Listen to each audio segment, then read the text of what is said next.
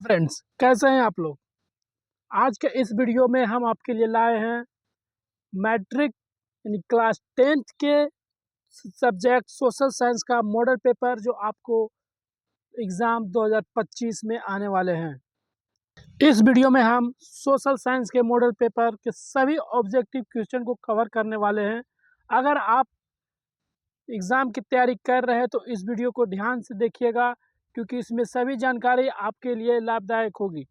तो चलिए शुरू करते हैं। आपका पहला क्वेश्चन है, इनमें से क्या सामाजिक विभेद का कारण है। याद रखिएगा, इसमें से हम 1 से लेकर 80 तक सभी ऑब्जेक्टिव को कवर करेंगे। इनमें से क्या सामाजिक विभेद का कारण है, तो आपका आंसर हो जाएगा ऑप्शन डी, भाषा, धर्म, जाति, ये सभी सामाजिक विभेद का कारण है। आपका अगला प्रश्न है, स्वतंत्रता के मूल अधिकार का संबंध किस अनुच्छेद से है। तो स्वतंत्रता के मूल अधिकार का संबंध आपका ऑप्शन सी से है जवाब, आर्टिकल 19। इसमें हिंदी और इंग्लिश दोनों क्वेश्चन है। आप जो एग्ज़ाम देंगे उसमें हिंदी और इंग्लिश दोनों का क्वेश्चन होगा। अगर आपको हिंदी समझ में आता है तो आप हिंदी कर दीजिए, इंग्लिश में आता है तो आप इंग्लिश पढ़ कर दीजिए। आपका अगला प्रश्न है, इनमें से कहाँ सर्वप्रथम महिलाओं को वोट का अधिकार मिला। तो आपका आंसर हो जाएगा ऑप्शन सी, इंग्लैंड। अगला प्रश्न है, इनमें से कौन पंचायत की व्यवस्थापिका है। Which among of the following is the legislature of the panchayat. तो आपका आंसर हो जाएगा ग्राम सभा, ऑप्शन ए। अगला प्रश्न है, in which list is foreign policy placed. तो आपका आंसर हो जाएगा ऑप्शन ए, यूनियन लिस्ट। आपका अगला प्रश्न है, when was the right to information bill passed. यानी सूचना का अधिकार नामक विधेयक कब पारित हुआ। तो आपका आंसर हो जाएगा 2005 में, ऑप्शन डी। अगला प्रश्न है, भारतीय जनता पार्टी के प्रथम अध्यक्ष कौन थे। श्याम प्रसाद मुखर्जी। आपका ऑप्शन ए सही जवाब। अगला प्रश्न है, इनमें से किस पार्टी का विलय जनता दल में हुआ था। तो आपका आंसर हो जाएगा समता पार्टी, ऑप्शन बी। अगला प्रश्न है, किस संवैधानिक संशोधन द्वारा संविधान की प्रस्तावना में धर्मनिरपेक्ष शब्द जोड़ा गया। तो आपका आंसर हो जाएगा 42वां संविधान संशोधन में, ऑप्शन बी। अगला प्रश्न है, इनमें से कहाँ एकात्मक शासन व्यवस्था है। एकात्मक शासन व्यवस्था मतलब यूनिटरी सिस्टम ऑफ गवर्नमेंट कहाँ है। तो आपका आंसर हो जाएगा श्रीलंका, ऑप्शन डी सही जवाब। आपका अगला प्रश्न है, इनमें से किस राज्य को विशेष दर्जा प्राप्त है। दिए गए ऑप्शन में किस राज्य को विशेष दर्जा प्राप्त है। तो आपका आंसर हो जाएगा अरुणाचल प्रदेश, ऑप्शन ए सही जवाब। आपका अगला प्रश्न है, केंद्र में पहली बार गैर कांग्रेसी सरकार का गठन किसकी अध्यक्षता में हुआ। तो आपका आंसर हो जाएगा मोरारजी देसाई, ऑप्शन ए सही जवाब। अगला प्रश्न है, पानी के निजीकरण के कारण कहाँ जन संघर्ष हुआ था। तो आपका आंसर हो जाएगा बोलबिया, ऑप्शन बी। अगला प्रश्न है, संविधान सभा का गठन कब हुआ था। संविधान सभा का गठन 1946 में, आपका ऑप्शन ए सही जवाब। अगला प्रश्न है, बिहार पंचायती राज अधिनियम 2006 के अनुसार महिलाओं के लिए कितने प्रतिशत आरक्षण को प्रावधान है। तो आपका आंसर हो जाएगा ऑप्शन सी, 50%। आपका अगला प्रश्न है, ग्राम कचहरी का प्रधान कौन होता है। तो ग्राम कचहरी का प्रधान सरपंच होता है, ऑप्शन बी आपका सही जवाब।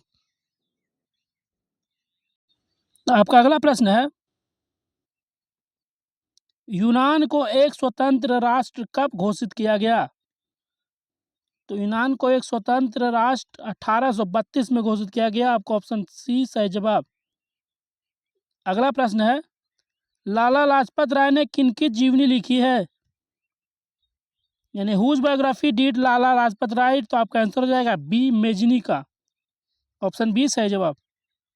अगला प्रश्न है, रक्त और लौह की नीति का अवलंबन किसने किया था? तो रक्त और लौह की नीति अपनाने वाला था option D Bismarck, option D आपका सही जवाब। अगला प्रश्न है, राइन राज्य संघ का निर्माण किसने किया था? तो राइन राज्य संघ का निर्माण नेपोलियन बोनापार्ट ने किया था, आपको ऑप्शन सी सही जवाब। आपका अगला प्रश्न है, ब्रुसेन सेफ्ट नामक सभा की स्थापना कहाँ हुई? तो आपका आंसर हो जाएगा जर्मनी, ऑप्शन ए सही जवाब।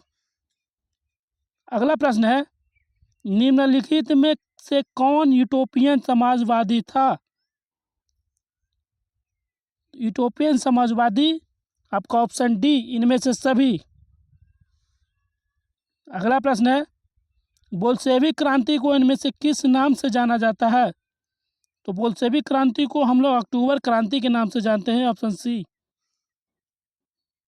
अगला प्रश्न है, इनमें से कौन गुप्त पुलिस संगठन है? गुप्त पुलिस संगठन आपका चेका, ऑप्शन सी। अगला प्रश्न है,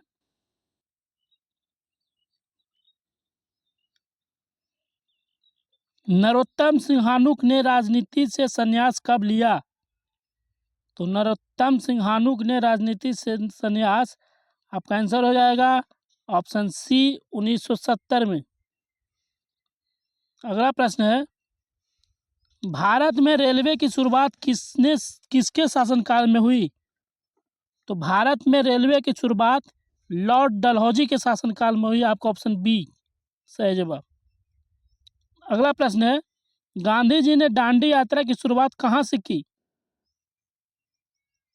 तो आपका ऑप्शन बी साबरमती आश्रम से शुरुआत की थी गांधी जी ने दांडी यात्रा। आपका अगला प्रश्न है, स्वराज पार्टी का प्रथम सम्मेलन कहाँ हुआ था? तो स्वराज पार्टी का प्रथम सम्मेलन कलकत्ता में हुआ था, आपका ऑप्शन सी सही जवाब। अगला प्रश्न है, इनमें से किन्हें सीमांत गांधी के नाम से जाना जाता है? सीमांत गांधी के नाम से जाने जाने वाले, option C Khan Abdul Ghaffar Khan, option C आपका सही जवाब। अगला प्रश्न है, वेदों की ओर लौटो का नारा किसने दिया था? तो वेदों की ओर लौटो को नारा दयानंद सरस्वती जी ने दिए थे, आपको ऑप्शन ए सही जवाब। अगला प्रश्न है, बिहार प्रांतीय किसान सभा की स्थापना किसने की? तो बिहार प्रांतीय किसान सभा की स्थापना सहजानंद सरस्वती ने की, आपका ऑप्शन ए सही जवाब। सभी ऑब्जेक्टिव ध्यान से सुनिएगा और इसको अच्छी तरह से याद कर लीजिएगा। अगर आपको इसका पीडीएफ चाहिए तो हम लिंक में भी इसका पीडीएफ दे दिए, आप वहां से आप डाउनलोड कर सकते हैं। अगला प्रश्न है, भारत में पहला फैक्ट्री एक्ट कब पारित हुआ था?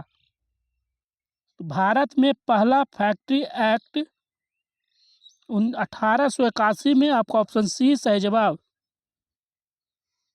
अगला प्रश्न है, ब्रिटिश संसद के किस अधिनियम ने भारत में व्यापार पर ईस्ट इंडिया कंपनी के एकाधिकार को समाप्त कर दिया? तो आपका आंसर हो जाएगा द चार्टर एक्ट ऑफ 1813, आपको ऑप्शन सी 1813 का चार्टर अधिनियम। अगला प्रश्न है,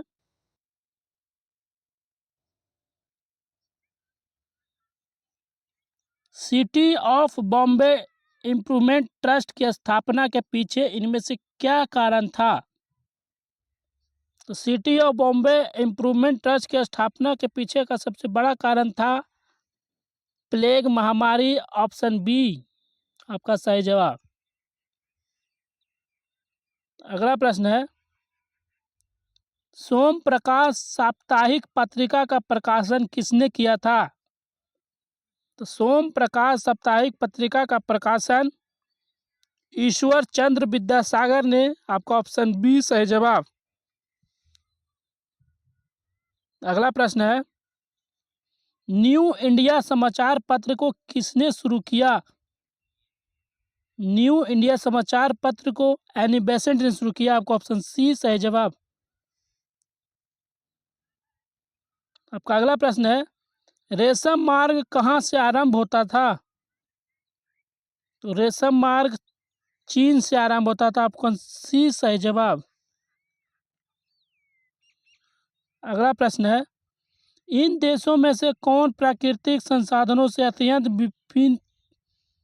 विपन्न है? यानी कि विच of this country is extremely poor in natural resource? तो आपका आंसर हो जाएगा जापान।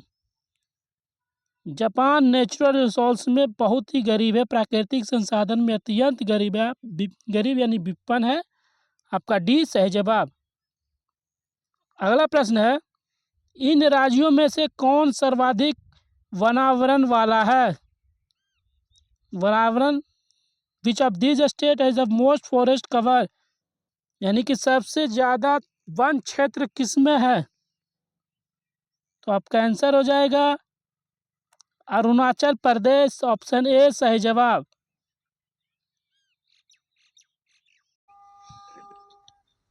आपका अगला प्रश्न है, रोहिला राष्ट्रीय उद्यान कहाँ स्थित है?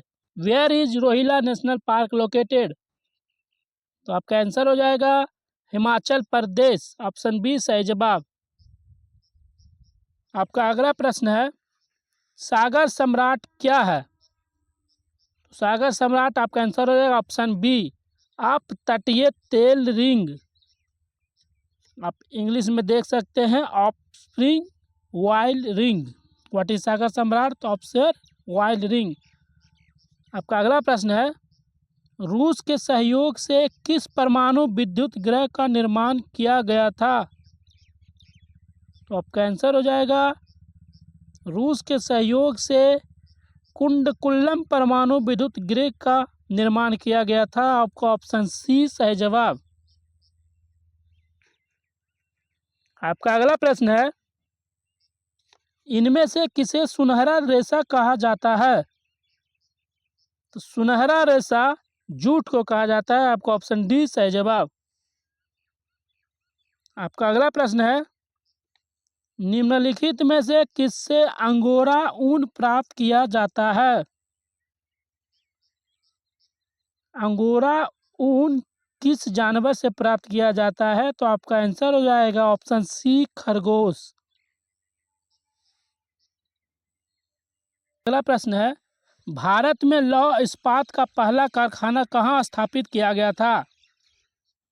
तो भारत में लौह इस्पात का पहला कारखाना झारखंड में स्थापित किया गया था। ऑप्शन सी आपका सही जवाब।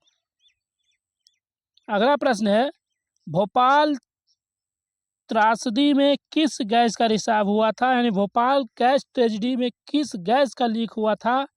तो आपका आंसर हो जाएगा मिथाइल आइसोसाइनाइड। ऑप्शन सी सही जवाब। भोपाल गैस ट्रेजेडी में कौन सा गैस लीक हुआ था? तो मिथाइल आइसोसाइनाइड। आपका अगला प्रश्न है, भारत का सबसे लंबा राष्ट्रीय राजमार्ग कौन है?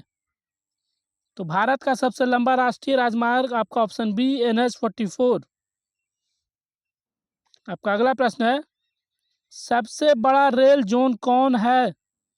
तो सबसे बड़ा रेल जोन है आपका ऑप्शन बी उत्तर रेलवे। उत्तर रेलवे जिसे हम नॉर्थर्न रेलवे कहते हैं वो सबसे बड़ा रेल जोन है।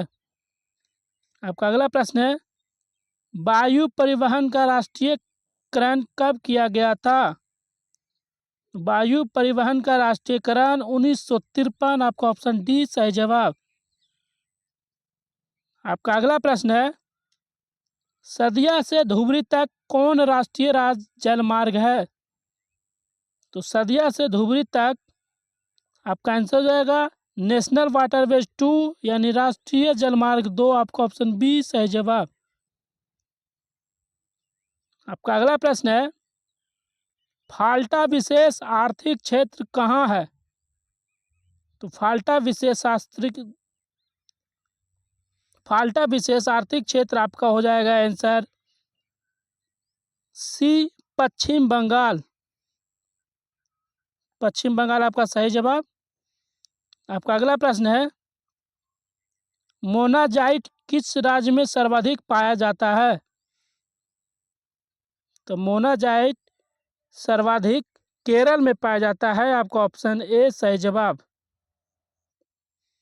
अगला प्रश्न है, भारत का कॉटनोपोलिस किस नगर को कहा जाता है? Which city is called the cotton police of India? तो आपका आंसर हो जाएगा मुंबई। ऑप्शन बी सही जवाब। मुंबई को कॉटन पोलिस ऑफ इंडिया के नाम से भी जाना जाता है। आपका अगला प्रश्न है, कुद्रेमुख में कौन खनिज पाया जाता है? तो कुद्रेमुख में लौह अयस्क यानी आयरन और। आपका ऑप्शन डी सही जवाब। कुद्रेमुख में लौह अयस्क खनिज पाया जाता है। आपका अगला प्रश्न है, त्रिवेणी नहर का निर्माण कहाँ किया गया है? त्रिवेणी नहर का निर्माण गोपालगंज। आपका ऑप्शन बी सही जवाब। तो आपका अगला प्रश्न है, इन परियोजनाओं में से कौन सीतामढ़ी जिले में स्थित है? तो आपका आंसर हो जाएगा बागमती परियोजना। बागमती परियोजना सीतामढ़ी जिले में है। आपका ऑप्शन बी सही जवाब। आपका अगला प्रश्न है, अभ्रक उत्पादन में भारत का विश्व में कौन सा स्थान है? अभ्रक उत्पादक में भारत का विश्व में पहला स्थान है। आपका ऑप्शन ए सही जवाब। अभ्रक मीका प्रोडक्शन। आपका अगला प्रश्न है, भारत में चाय का अग्रणी उत्पादक राज्य कौन सा है? यानी which is the leading T producing state in India? तो आपका आंसर हो जाएगा ऑप्शन डी असम। असम में सबसे ज़्यादा चाय की उपज की जाती है। आपका अगला प्रश्न है, एल्युमिनियम बनाने के लिए किस खनिज की आवश्यकता पड़ती है?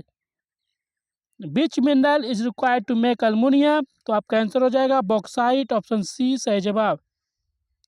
आपका अगला प्रश्न है, 50 सेंटीमीटर से कम वर्षा वाले क्षेत्रों में कौन सी स्थिति उत्पन्न होती है?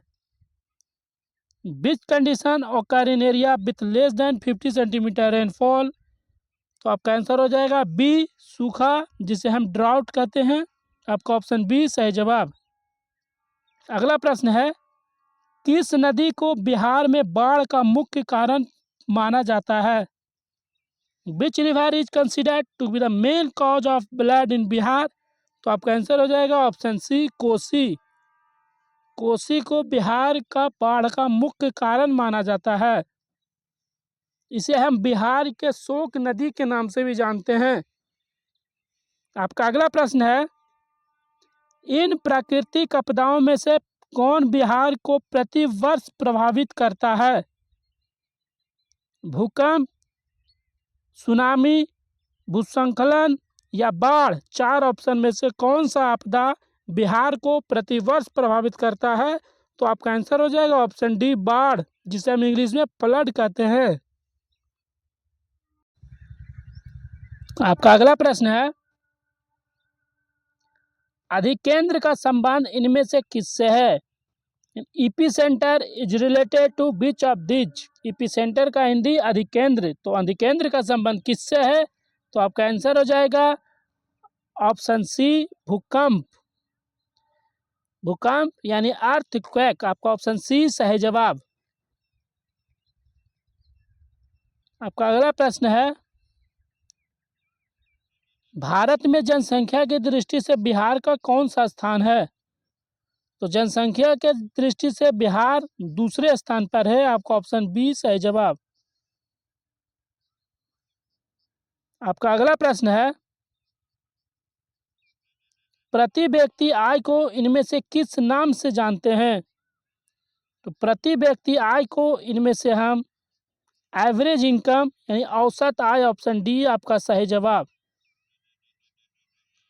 अगला प्रश्न है, विनिमय की प्रारंभिक अवस्था में व्यापार किस पर आधारित था? What was trade based on in the early stage of exchange? तो आपका आंसर हो जाएगा बार्टर सिस्टम। ऑप्शन ए वस्तु विनिमय प्रणाली, जिसे हम बार्टर सिस्टम कहते हैं।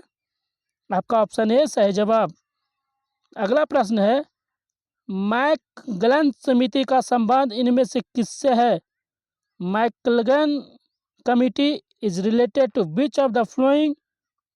तो आपका आंसर हो जाएगा कोऑपरेटिव, सहकारिता, जिसे हम कोऑपरेटिव भी कहते हैं। आपका ऑप्शन बी सही जवाब। अगला प्रश्न है, लघु उद्योगों की अधिकतम निवेश सीमा क्या है? What is the maximum investment limit of a small scale industries? तो आपका आंसर हो जाएगा 5 करोड़। ऑप्शन सी सही जवाब। अगला प्रश्न है, नीति आयोग का पदेन अध्यक्ष कौन है? पदेन अध्यक्ष होता है x officio chairman of NITI Aayog. तो नीति आयोग का पदेन अध्यक्ष है आपका प्राइम मिनिस्टर। प्रधानमंत्री को नीति आयोग का पदेन अध्यक्ष कहते हैं। आपका ऑप्शन बी सही जवाब। अगला प्रश्न है, मानव परिश्रम से अर्जित धन क्या कहलाता है? मानव परिश्रम से अर्जित धन कहलाता है इनकम, यानी आय। ऑप्शन ए सही जवाब। आपका अगला प्रश्न है, भारतीय रिजर्व बैंक का राष्ट्रीयकरण कब हुआ था? भारतीय रिजर्व बैंक का राष्ट्रीयकरण 1949 में हुआ था। आपका ऑप्शन सी सही जवाब। अगला प्रश्न है, इनमें से कौन सामाजिक आधारभूत संरचना का भाग है? तो आपका आंसर हो जाएगा शिक्षा। ऑप्शन सी यानी एजुकेशन। आपका सही जवाब। अगला प्रश्न है, संयुक्त राष्ट्र ने किसे अंतर्राष्ट्रीय सहकारिता वर्ष घोषित किया? तो आपका आंसर हो जाएगा संयुक्त राष्ट्र ने अंतर्राष्ट्रीय सहकारिता वर्ष 2012 को घोषित किया। आपका ऑप्शन सी सही जवाब। अगला प्रश्न है, उपभोक्ता अधिकारों की घोषणा सर्वप्रथम कहाँ की गई थी? Where consumer rights first announced? तो आपका आंसर हो जाएगा अमेरिका। ऑप्शन सी सही जवाब। आपका अगला प्रश्न है, विश्व की विभिन्न अर्थव्यवस्थाओं को एक दूसरे से जोड़ने वाली प्रक्रिया को क्या कहते हैं? तो विश्व के विभिन्न अर्थव्यवस्थाओं को एक दूसरे से जोड़ने वाली प्रक्रिया को हम कहते हैं ग्लोबलाइजेशन। आपका आंसर सी वैश्वीकरण। ग्लोबलाइजेशन का हिंदी वैश्वीकरण। आपका सी सही जवाब। अगला प्रश्न है, इनमें से कौन संस्थागत वित्तीय स्रोत का उदाहरण है? अगर इंग्लिश में देखा जाए तो विच of the following is an example of an institutional financial source? तो आपका आंसर हो जाएगा ऑल ऑफ दीज, इनमें से सभी। ऑप्शन डी सही जवाब। Cooperative bank, commercial bank, regional bank, ये सभी हैं institutional financial source. Option D सही जवाब। अगला प्रश्न है, भारत का अधिकांश कार्यबल किस क्षेत्र से कार्यरत है? भारत का अधिकांश कार्यबल, आपका आंसर हो जाएगा प्राइमरी सेक्टर, प्राथमिक क्षेत्र। ऑप्शन ए सही जवाब। अगला प्रश्न है, भारत में मौद्रिक नीति का निर्धारण कौन करता है? तो भारत में मौद्रिक नीति यानी मॉनेटरी पॉलिसी ऑफ इंडिया, आपका option C Reserve Bank of India, भारतीय रिजर्व बैंक। ऑप्शन सी आपका सही जवाब। Monetary policy in India Reserve Bank of India तय करती है। आपका अगला प्रश्न है, भूमि विकास बैंक को पहले किस नाम से जाना जाता था? तो भूमि विकास बैंक को पहले लैंड मॉर्टेज बैंक के नाम से जाना जाता था। आपका option B land mortgage bank यानी भूमि बंधक बैंक। ऑप्शन बी सही जवाब। आपका अगला प्रश्न है, इनमें से किस जमा में कोई ब्याज नहीं मिलता? विच of this deposit does not earn any interest? तो आपका आंसर हो जाएगा ऑप्शन डी करंट डिपॉजिट यानी चालू खाता। चालू खाता में कोई ब्याज नहीं मिलता है।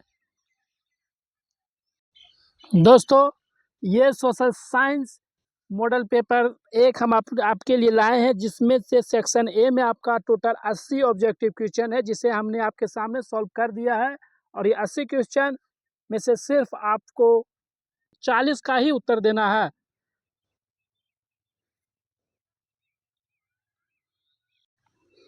और ये सेक्शन बी, इसमें शॉर्ट आंसर टाइप क्वेश्चन है, लघु उत्तरीय प्रश्न। और आगे आपका ये 2 नंबर का है, फिर आपका 5 नंबर का दीर्घ उत्तरीय प्रश्न। अगर आपको इस सभी का क्वेश्चन चाहिए, हम इसका एक पीडीएफ बनाकर डिस्क्रिप्शन में दे देंगे, किसी को भी चाहिए तो आप वहां से डाउनलोड कर सकते हैं। और और यदि आपको किसी प्रश्न में दिक्कत है, किसी ऑब्जेक्टिव में दिक्कत है, आप उसे कमेंट में लिखिए, हम उसका जवाब अवश्य देंगे। उम्मीद है वीडियो आपको पसंद आई हो। अगर वीडियो पसंद आया हो तो लाइक करें, सब्सक्राइब करें। और मिलते हैं हम अगले वीडियो में, जहां हम आपके लिए साइंस का मॉडल पेपर लेकर आएंगे, जिसमें 80 ऑब्जेक्टिव क्वेश्चन हम आपको सॉल्व करेंगे। और उसका पीडीएफ भी लिंक में दे देंगे, जहां से आप उसे डाउनलोड करके उसे सॉल्व कर सकते हैं, याद कर सकते हैं, ताकि आपको आने वाले परीक्षा में आपकी मदद हो सके। तो मिलते हैं हम अगले वीडियो में। तब best of luck for your exam. Thank you.